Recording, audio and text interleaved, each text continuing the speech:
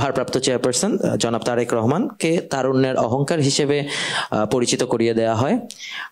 বর্তমান প্রেক্ষাপটে তিনি কি তারুণ্যকে বা তারুণ্যের স্পিরিটকে ধারণ করতে পারছেন বলে আপনি মনে করেন? তথ্য উপাত্ত তো তাই বলে, উনি এখনো তারুণ্যকে অন্য যে কোনো সময় চাইতে বরং আরো বেশি শক্তিশালীভাবে ধারণ করেন। যে গণ অভ্যুত্থান হলো তার একটা মৌলিক অনুষঙ্গ ছিল কোটা আন্দোলন। সেই কোটার বিষয়ে 2024 সালে আন্দোলন হয়েছে, 2018 সালে আন্দোলন হয়েছে। বাংলাদেশে প্রথম সারির রাজনৈতিক নেতা হিসেবে সবার আগে 2014 সালে পাবলিককে উনি কিন্তু ঘোষণা দিয়েছিলেন যে কোটা বাংলাদেশে যেটা আছে সেটা অবাস্তব এবং সেটা কোনোভাবেই 5%-এর বেশি হওয়া উচিত না। আমি মনে করি এই কোটাটা 50 থেকে কমিয়ে মেধাবীদেরকে জায়গা দেওয়ার জন্য 5% মধ্যে নিয়ে আসা উচিত। তরুণরা যখন মাঠে নামে এটা নিয়ে রাজপথে আন্দোলন শুরু করে, তারও অনেক আগে তিনি তারুণ্যের এই চাহিদাটা উপলব্ধি করতে পেরেছিলেন। একইভাবে যদি আমরা দেখি গণ অভ্যুত্থানে 9 দফা 8 দফা সবকিছু হয়ে তরুণরা শেষ পর্যন্ত যে এক দফায় উপনীত হয়, চূড়ান্ত আন্দোলন হয়, ফ্যাসিবাদের পতন হয়, শেখ হাসিনা পালিয়ে যায় এক দফার উপর ভিত্তি করে। সেই এক দফা কিন্তু আমাদের তারুণ্যের অহংকার বলছেন জনাব তারেক রহমানই ঘোষণা করেছিলেন, তাও অনেক আগে। হোক এই মুহূর্তের স্লোগান দফা 1 দাবি 1 খুনি হাসিনা পদত্যাগ।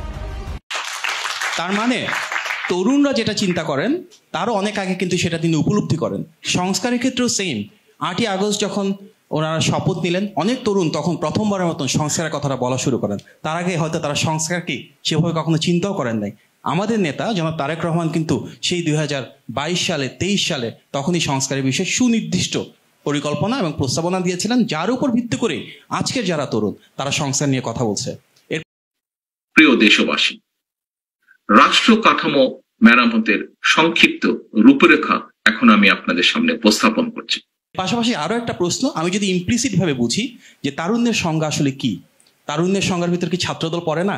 বাংলাদেশের সবচেয়ে বড় রাজনৈতিক সংগঠন যেখানে তরুণরা রয়েছেন, গত 16 বছর এবং গণ অভ্যুত্থানে সবচেয়ে বেশি ত্যাগ সংগ্রাম করেছে, সেই ছাত্রদলের সাংগঠনিক অভিভাবক তো তিনি। সুতরাং রাজনৈতিকভাবে আমরা বলি, সংস্কারের দিক থেকে আমরা বলি, রাষ্ট্র পরিচালনার দিক থেকে আমরা বলি, সব ক্ষেত্রে আমার মনে হয় জনাব তারেক রহমান তারুণ্যকে ধারণ করেন। এবং এর পাশাপাশি কোটার যে সমস্যা সেটাকে তিনি শুধু 2014 সালে উপলব্ধি করেননি, সেটা সমাধানও দিয়েছেন।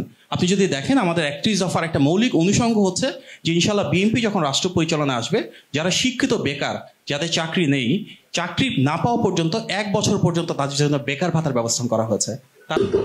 যোগ্যতা অনুযায়ী বেকার ভাতা দেব।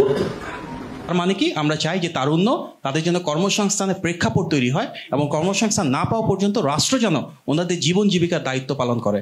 এর পাশাপাশি কিন্তু আমাদের 31 দফা যেটা নিয়ে অনেকদিন ধরে কাজ করেছেন উনি, সেখানে কিন্তু বারবার ঘুরে ঘুরে বিকেন্দ্রীকরণের কথা এসেছে, কর্মসংস্থানের কথা এসেছে। সেখানে আমরা বলেছি কি, আমাদের নেতার যে প্রস্তাবনা সে অনুযায়ী বাংলাদেশে ইনশাল্লাহ বিএনপি সরকার যখন আসবে তখন আমরা বহু ভাষা সৃষ্টি করব। অর্থাৎ প্রত্যেকটা শিক্ষার্থী যেন বাংলা এবং ইংলিশের বাইরে ফ্রেঞ্চ, জার্মান, অ্যারাবিক বা অন্য যে কোনো 3rd এবং 4th ল্যাঙ্গুয়েজ শিখতে পারে। এই শিক্ষাগুলোর মাধ্যমে কি হবে, বাংলাদেশে বসে থেকে তারা বিশ্ব নাগরিক হতে হবে। বিশ্ব নাগরিক হিসেবে বিশ্বের যে কোনো জায়গায় কাজের সুযোগ তৈরি হবে। অনেক তরুণ রয়েছে যাদের একটা বড় দাবি ছিল যে ফ্রিল্যান্সিং বা আউটসোর্সিং এর জন্য পেপ্যাল শুরু করা। এটা শেখ হাসিনার সময়ে গত 16 বছরে করতে পারেনি। আমাদের নেতা সুস্পষ্ট বক্তব্য হচ্ছে বাংলাদেশ ইনশাল্লাহ বিএনপি সরকার আসলে ফাস্ট ট্র্যাকে পেপ্যাল ইন্ট্রোডিউস করবে।